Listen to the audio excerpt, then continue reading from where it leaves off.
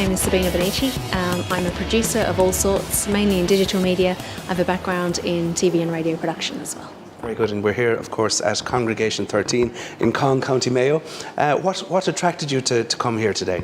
I loved the idea of the format, and it was very unconventional, and I thought it'd be great to get involved and see what it would be like. Your talk today was 5 social media tips from Alfred Hitchcock, Yes. and straight away you've written a winning headline.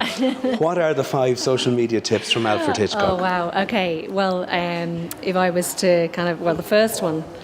I took a quote from Alfred, delved into the vaults of Alfred Hitchcock and looked at what kind of things he's done or he's said that might be relevant to social media today. So the first one was, man does not live by murder alone.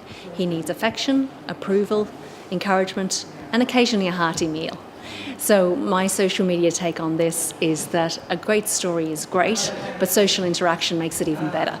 So, we all talk about stories, and we've talked about stories since caveman times, painting up on the walls and sharing them with other people. And we continue that on, say, the last even 10 years in the water cooler moment in the office. The water cooler moment has now moved online to social media, and the idea of, say, the Breaking Bad finale episode, 24 million interactions by 14 million people. Phenomenal. So we love to talk about our stories.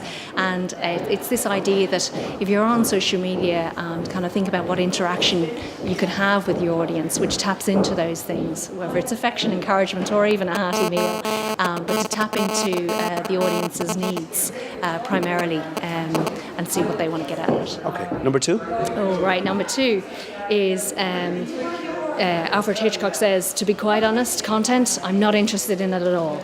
I don't give a damn what the film is about, and I'm more interested in how to handle the material to create an emotion in the audience. So a really interesting take, which I think can apply today, is just around the idea that we look at content.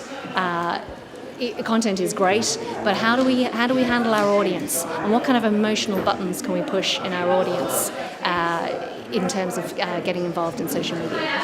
Okay, very good. Number 3? Number 3 is more not a quote, but one of his techniques. One of his techniques he used often was to place the audience in the role of the voyeur. And no more voyeuristic form do we have than social media today. The majority of people who use social media are lurkers, the social media equivalent of the voyeur. And my take on that is to think about those lurkers and think about the content you produce for them, as well as trying to get people to engage. How is it different from those who engage? Oh, very different. I mean, people who engage, they're probably your kind of early adopters, people who are well into it and maybe want to promote themselves in the engagement. Whereas lurkers, they're absorbing your content and they still may be consumers of your brand. This is why you have to kind of take care of them. But they just don't feel the need to share it around. Number 4? Number 4 is, the only way to get rid of my fears, so says Alfred Hitchcock, is to make films about them. So Alfred Hitchcock really got personally involved in the making of his films, but importantly in terms of relation to social media, he got really involved in the marketing of them. So he appeared in his own trailers. He obviously did his own little cameo appearances as well. He was very prolific in talking about his methods and techniques in a very open way and sharing that with other people.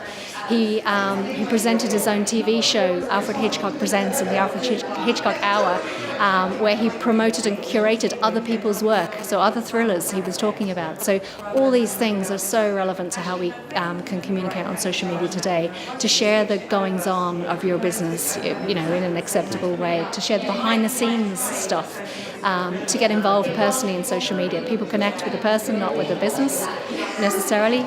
So first up, it's that personal connection. And yeah, really just to get involved in it yourself. Very good. Number 5? Number 5, this is a long one. Okay.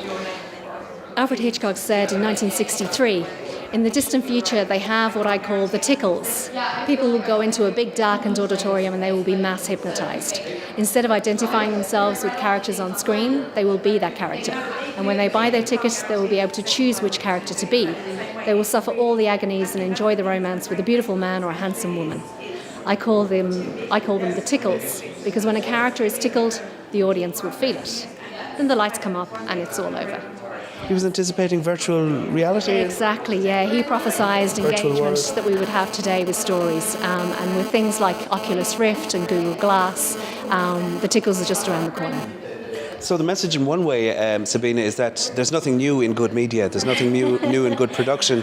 A master such as Alfred Hitchcock is as relevant today as he was in his cinema heyday. Yeah, I wouldn't say that there's nothing good or nothing new in social media, because certainly the technology is helping us do things that we couldn't do before, but definitely that there are masters storytellers out there who, and let's face it, we're just telling stories at the end of the day, who we can learn from and look back at their work, which is well documented, and maybe take some lessons from them. Are there examples that you can think of in terms of modern new media, digital media, social media? Who would be the Alfred Hitchcock of our engaged digital age, or is it too early to say? No, I mean there are a couple of people I'd say who are really engaging in that kind of way.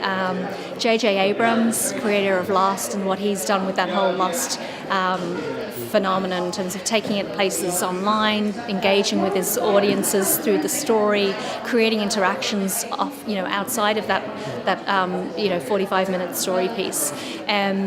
Another creator who isn't really talked about much here is a guy called Lance Wheeler. Lance Wheeler is an American guy who creates kind of cross-platform stories. So this idea of starting with the story first is really important to me, and kind of how you can then tell that story on different platforms. And I think that's where the engagement comes from. Was it in your submission to Congregation, or was it perhaps in someone else's that I read, that it's about combining the best of traditional media and modern social media, or was it yours or someone else's? Mine, but that's great. Yeah. That is really what it's about. In terms of don't throw out all of the traditional skills. It's just a new medium for some old techniques that work very well in the new medium. Absolutely, we can learn a lot from other disciplines, and taking a cross-disciplinary approach to what we do today, I think, is really important. What are you learning here today at Congregation? Oh, I've learned so many little social media hacks. I've kind of stuck them all down on the notes. What I'm learning today is that it's just very refreshing to hear other people's stories and other people's ways of doing things, and everyone seems to have their own particular way, which is really interesting. It was an interesting discussion towards the end of that last huddle as well, in relation to, if you like, trolling and aggression and vitriol on social media and how to handle it.